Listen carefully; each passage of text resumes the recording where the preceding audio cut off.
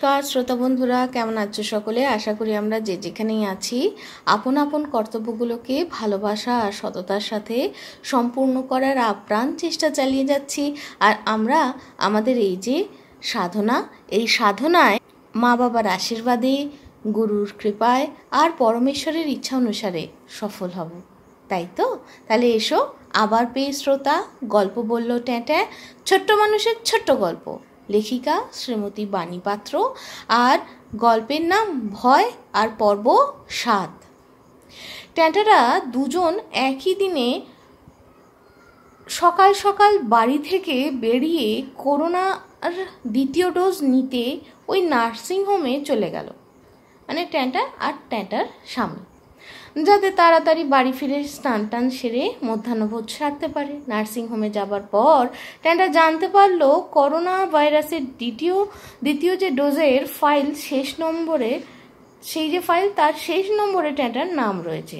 পরের ফাইল পূর্ণ না হলে অনুর বাবা ডোজ নিতে পারবে না। মানে ট্যাঁটা আলাদা আর অনুর বাবা আলাদা আলাদা করে ওদের ডোজ নিতে হবে, ভ্যাকসিন নিতে হবে। অনুর বাবা ঠিক করলো আগে অনুর মা ডোজ নেবে, তারপর অনুর বাবা ডোজ নেবে। সেই মতো অনুর মা ডোজ নিয়ে অপেক্ষা করতে লাগলো। অনুর মা অর্থাৎ ট্যাঁটা তখন কয়েকটা অনাবশ্যক কথা না বলে পারলো না। এই তো কিছুক্ষণ আগে ট্যাঁটা যখন দ্বিতীয় ডোজের ইঞ্জেকশন নেবে বলে বসে আছে, সেই সময় ওই ঘরে যে ডাক্তার ম্যাম ট্যাঁটার রোগা পাতলা হাতটা নিয়ে দেখছিলেন কোথায় সূচ পুশ করবেন, ঠিক তক্ষুনি ট্যাঁটা নিজের হাতের দিকে তাকিয়ে ওনাকে বলল, মাংস টাংস আছে তো?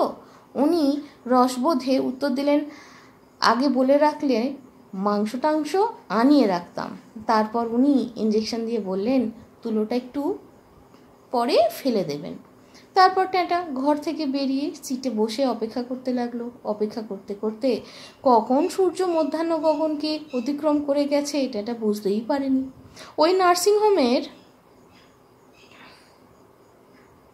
কর্মচারীরা নিজেদের ডিনার নিয়ে ব্যস্ত হয়ে পড়ল।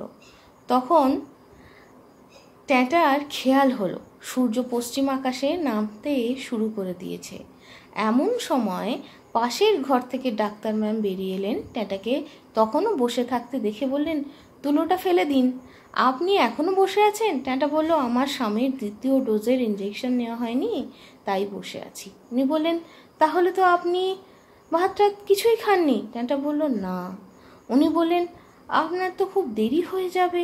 ট্যাঁটা মুচকি হেসে উত্তর দিল, উনিও ওনার কাজে চলে গেলেন। ট্যাঁটা মুচকি হেসে তো উত্তর দিল, তার ডাক্তার ম্যাম কেন আর থাকবেন, উনি চলে গেলেন কাজে।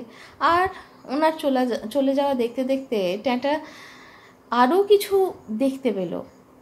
এ কি শুধুই প্রয়োজনের ডাক্তারি, নাকি অজান্তে থেকে যাওয়া মানুষে মানুষে আত্মিক অনুভূতি?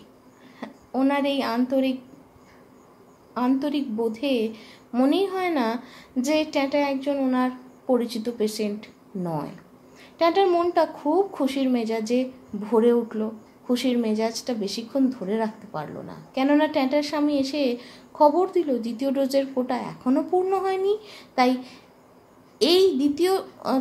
এই স্লটে আর ডোজ দেওয়া হবে না। বিকাল 3টার পর থেকে আবার দ্বিতীয় স্লটে ডোজ দেওয়া হবে। এই কথা শুনে ট্যাঁটা বলল, এতক্ষণ যখন অপেক্ষা করেছি তখন আরও খানিকক্ষণ অপেক্ষা করি। এই বলে ট্যাঁটারা অপেক্ষা করতে লাগলো।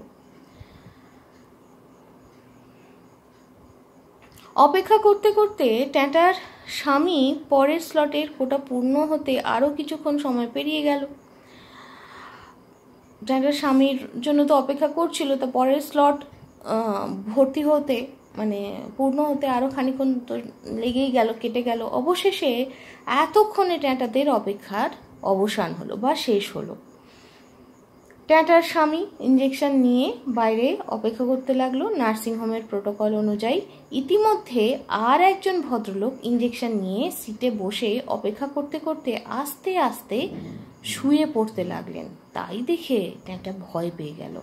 আগে তো করোনা ডোজের ব্যাপারে কত কি গুজব রটে আছে, সেই গুজব সত্যি হয়ে ট্যাঁটার সামনেই দেখা দিল। ট্যাঁটার স্বামীর পরে যে তরুণ ভদ্রলোক ইঞ্জেকশন নিতে গিয়েছিলেন তিনি ট্যাঁটাদের সামনে এসে বললেন, আপনাদের দ্বিতীয় ডোজ নেওয়া হয়ে গেছে? ট্যাঁটারা বলল, হ্যাঁ।